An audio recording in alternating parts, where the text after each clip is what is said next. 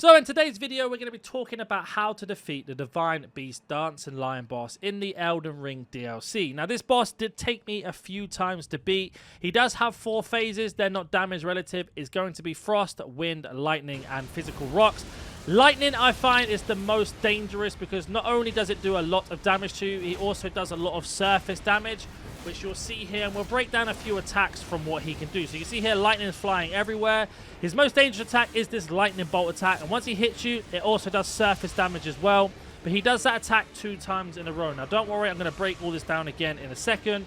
We are going to move into his other phase now, and his other phase is going to be ice. But if you actually do quite a lot of damage to him before that, he will skip it and move immediately into wind. Now, this is not the worst one out of all of them. I find that wind is very easy to deal with. So as we go in to fight this boss, then we're going to do a play-by-play for you and then break a couple more things down. So obviously I get my Mimic Tear out. Immediately does his rock damage, which you can roll out the way of. Take the opportunity to heal because he's going to take a little bit to come over, and then immediately try to roll that attack. Now, as a bad example, I've got the timing wrong. And you can see here, as long as the other NPCs that do some damage to him, he'll be fixated on them and give you time to heal yourself. And then we are just going to chip away with some chip damage. Now, obviously, I mess up my attacks. But this attack that he did there is extremely dangerous. If he grabs you with this attack, it will do insane damage and probably kill you in 1 hit. So please be careful with that. It seems to be his vulnerable spots is going to be the damage to his head. Now, if you do that to his head, as you can see there, we managed to get bleed from doing from the bottom here. And we are just basically spacing ourselves perfectly by moving away. Now, he does move into his first form, which is going to be the lightning as mentioned. Now you can see here I start switching to throwing things at him, and we actually do crit to him there, and we managed to phase him out, and we haven't been able to capitalize on that, but we do get a lot of hits in, and this is where the first lightning bolt attack comes in. I know it's coming, I have to roll out the way. Luckily an NPC hits him and it moves into the second one, and then we managed to heal ourselves and take this opportunity. Now I'm going back to select something to throw him, some pots here. But make sure you watch out for this. He spins around 3 times and then drops into another attack there, ready to attack again. Really important that you skip that. Now, Frost we don't get into, but I will break down some Frost attacks after this fight, and you'll be able to see. Now, I find that this Wind is the weakest phase of him. I find him very predictable. Long as you have a physical shield there, you can see there you can block all damage and have basically not get hit at all.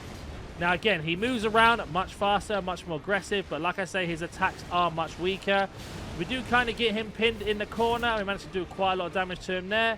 And again, he's drilled himself into the floor. No issue here. And we managed to get some more damage. All 3 of us attack at the same time. And he has gone down to do crit. Now, I could have done a crit attack here, but because we were chipping away quite a lot, I decided not to. And then he's going to move back into the lightning again. You're going to see how dangerous this is as well with lightning. I should have probably healed then, but I decided I'm so close to fighting the boss and beating him that I'm desperate to do it this way. Now, this lightning attack you see here is extremely dangerous, and we're then going in to be greedy. Now, that's the biggest mistake you can make, is being greedy, and we managed to get away and get very lucky with that and defeat the boss, as you can see. But just like that, using NPCs and our Mimic helps us beat the boss. I know people don't like that, but for me, it's going to be the best way, especially where I play on my own. Now, in terms of build, you can see here is our build of our level and everything else. So if you want to screen and pause it, you can see. So starting off with the Frost phase. Now, with this phase in particular, he doesn't seem to do a lot of long-range damage or attacks, but what I will say is his close range is absolutely devastating. Now, you want to be careful with this, and you want to try and attack him from long range as possible, because this attack here will absolutely one-shot you every single time, so be careful with that. Now, talking about one-hit attacks, if you see him winding up like this, bouncing his head up and down, chopping his mouth, he's going to lunge forward, he's going to grab you whether you're blocking or not, and he's going to instant kill you unless you have full health and a lot of it. Now, we are going to play this back in real time. It is really easy to dodge, but just be careful of it when he winds up his body like that. Just run away or roll, get ready to roll basically, because it's going to one-shot you. And the amount of times I've got him to literally no health and then he's done that to me and killed me is the most frustrating thing ever. Now, it is possible to hit him enough to put him into this state where you can get a critical attack. Now, as much as I like it and you can get an additional attack on top of it, I do find that sometimes it is situational, and what I mean by this is you might as well continue to hit him instead of doing that. Unless you've got a lot of buffs on critical damage, then that's what I'd be more concerned about. Now, one last thing I've noticed with him, he is actually quite easy to build up toxic, poison, or even bleed. As you can see, they start ticking away at his health. Now, I get a little bit greedy here and start throwing things, but I was just experimenting at this time. And as you can see here, when he does eventually kill us, his health does tick down. So you can definitely combine this. And I find the best time to combine that is actually when he's in his electricity state or lightning state or phase, because then you can basically start chipping away from distance. But hopefully this has helped you guys in some shape or form. And basically, this is how I managed to beat him in the end after probably about 3 hours worth of doing.